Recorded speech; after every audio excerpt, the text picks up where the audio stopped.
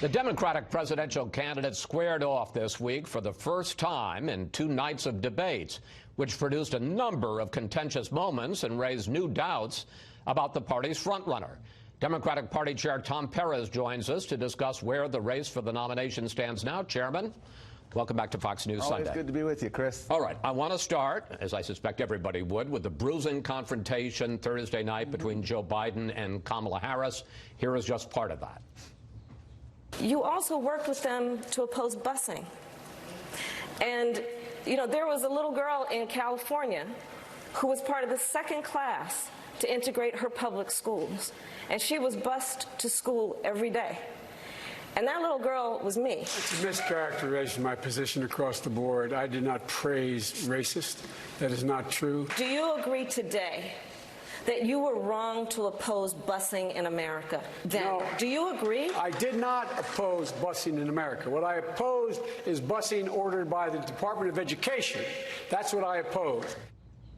How badly was Joe Biden, who is the Democratic frontrunner, damaged by that confrontation? Listen, Chris, voters are going to look at the totality of everybody's record. And the reality is every single Democrat running for president on the issue of civil rights is so far ahead of where this president is, whether it's fighting for voting rights, whether it's fighting to make sure we I understand, but let's not get off Joe Biden. No. That'll be up for the voters to decide. We have another debate coming up in a month. Again, they're out on the stump every single day. And what voters are going to do, and the reason I'm excited about what we had last week is I think voters saw that we have a deep bench and that our focus on issues of health care, making sure this economy works for everyone, those are the issues that animate people. And we're going to get to all of that. On Friday, because clearly Biden thought that he'd been damaged, he tried to repair what had gone on Thursday night with Kamala Harris. Let's take a look at that. I respect Senator Harris. But, you know, we all know that 30 seconds to 60 seconds on a campaign debate exchange can't do justice to a lifetime committed to civil rights. Biden said that he never opposed voluntary busing, but that badly distorts his actual record. I want to take a look at this.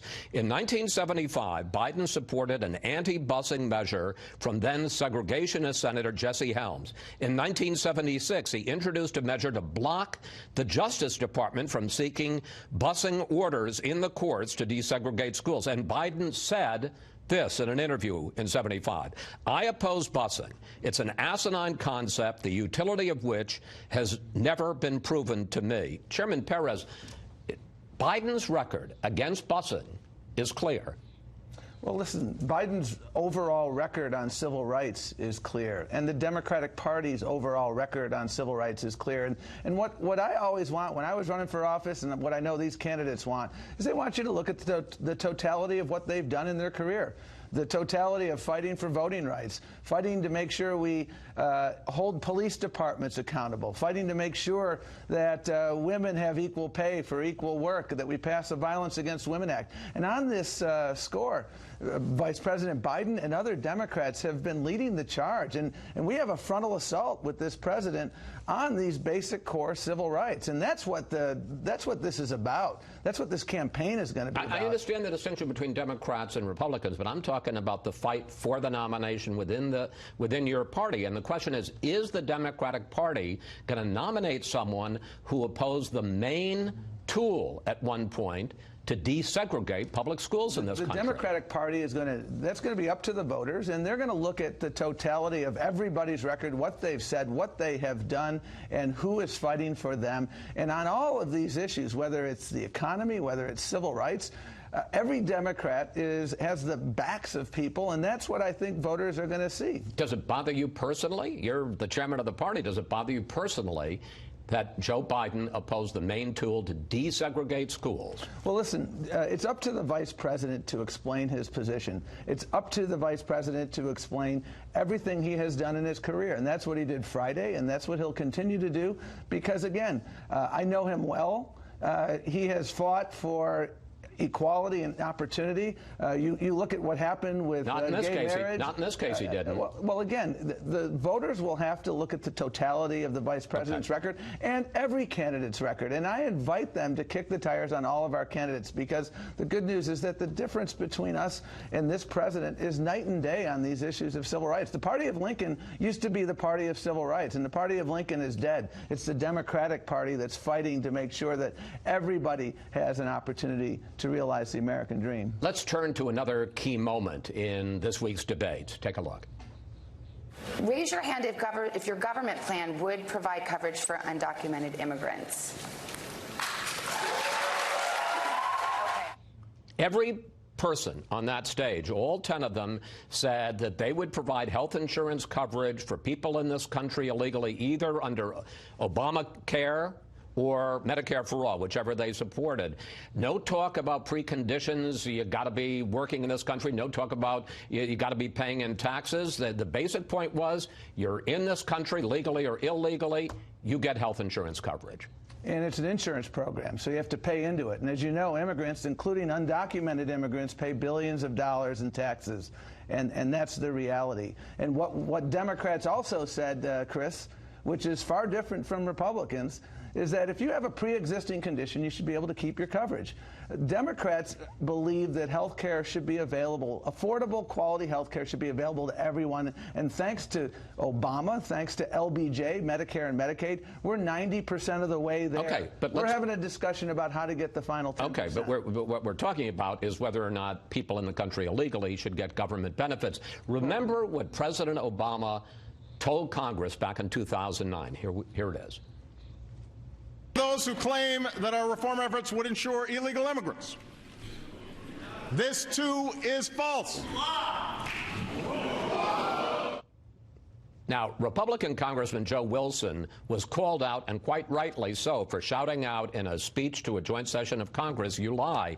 But the fact is, 10 years later, Joe Wilson is right about where the Democrats are now.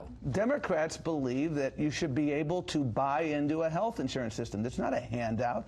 But Barack Obama didn't say that. We're in a different era. I believe that what we're doing right now is the right thing to do. Why is it a different era from 2009? I live in a community right now where if you are a pregnant woman and you are undocumented, we provide you with access to health care because we believe that having good prenatal care is an essential health care issue. It's an essential issue of economics, and frankly, it's an essential issue of morality. The party of Lincoln is dead, and one of the things that died with it is compassion. And this is not a handout, Chris. Again, this is allowing people to buy into a insurance program, people who pay billions of dollars in taxes. And again, I think that is often overlooked. Another proposal that was widely supported in the debates this week is a change to our immigration laws. Take a look at that.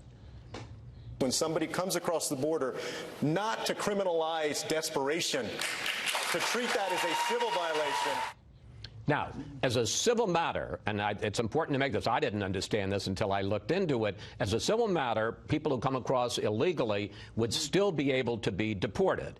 But you would be removing, if you follow what Mr. Castro says, Secretary Castro says, you would be removing at least the threat of legal action. Doesn't that provide a magnet for people to come into the country illegally because the threat of legal action and jail time is removed? Chris, here's why we're having this discussion about 1325. The reason we're having this discussion... That's the part of the law. That's the part of the law that that Secretary Castro was referring to. The reason we're having this discussion is because this administration absolutely abused it. It established this so-called zero tolerance. And the problem with this president is all he wants to do is look tough. He doesn't want to be effective. This zero tolerance policy, which sounds tough, had absolutely cataclysmic impact. That resulted in children being put in cages. If you had exercised the discretion properly, as prior presidents have done, this wouldn't happen. And so the reason we're having this discussion,